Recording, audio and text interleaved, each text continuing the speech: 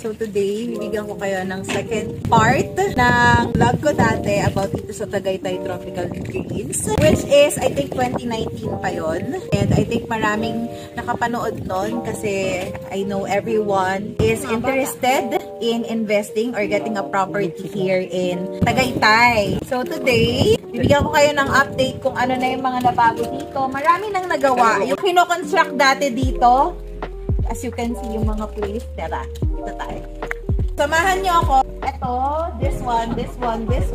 Kino-construct pa siya dati nung linag ko siya. Pero ngayon, buo na sila. And sobrang magaganda. Anong names ng Pine Condominiums ang tawag dito. And everything is sold out na. Is it sold out? Sold out na. So may reopen dito. Ito, Maple Condo ang name niya. Ipapakita ko kung ano yung na-reopen na condo na pwede, if you're interested, pwede kayong magpa-tripping or pwede nyo tingnan. So, tara! Okay, so ito yung Maple Condominium. I think this is one of the first condo na tinayo dito sa part na to ng Tagaytay Tropical Greens. By the way, Tagaytay Tropical Greens is the name of the subdivision, but yung condo part niya ay malapit sa gate mismo. The condominiums na malapit sa gate, and then after nito, yung katapat lang yung clubhouse nila. Ito ay 3-story condominium lang. So, ibig sabihin, low-rise siya. Wala siyang elevator kasi low-rise niya. So, ibig sabihin, mas safe siya. Pero at the same time, damang-damang pa rin yung hangin ng taas ng Tagaytay. Magpakita ko na sa inyo yung second floor. Nasa second floor yung na-reopen na unit.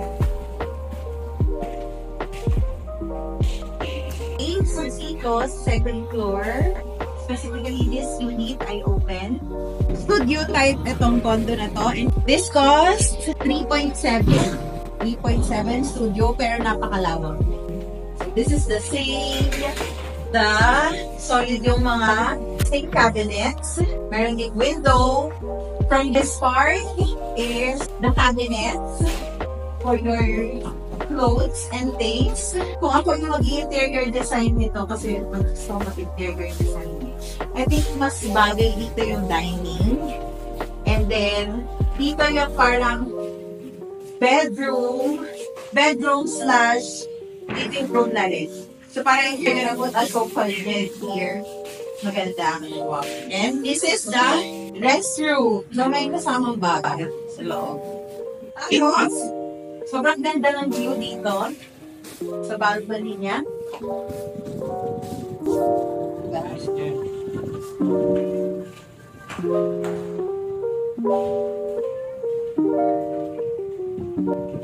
So, sa tapat nito, doon sa other part of the road is the clubhouse. Again, that's 3.7 million in Maple Condominiums inside Tagaytay Tropical Greens. What's good about getting a condominium na nasa loob ng subdivision exclusively is because it's more private, it's more exclusive, at the same time, yung clubhouse niya ay nakahiwalay. It's not just built. Yung swimming pools niya is not just built inside the building. So, para lang siyang neighborhood. So, meron pa daw isang available dito na unit pa. Dito sa Unit 6 sa the first floor. Tingnan din natin. This is one bedroom. Ito yung CR. Okay, sa baba, sa sink. This is, I think, 3.8. May cabinets din. 31.58 square meters.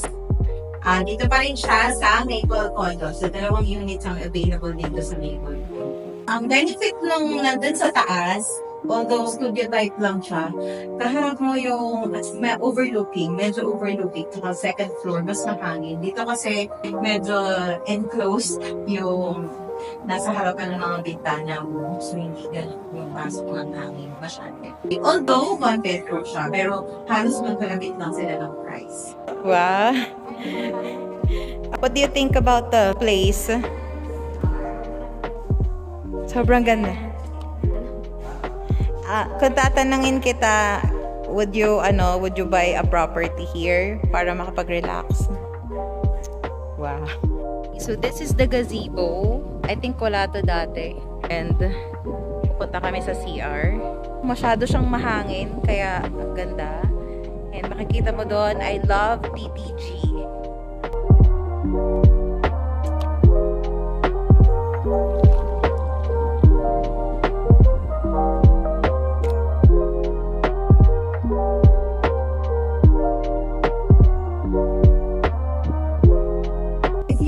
Like inquiries, you can directly follow me in Instagram and send me a DM. I'll put my account here. Thank you so much for watching this video. I'll see you again on my next vlog.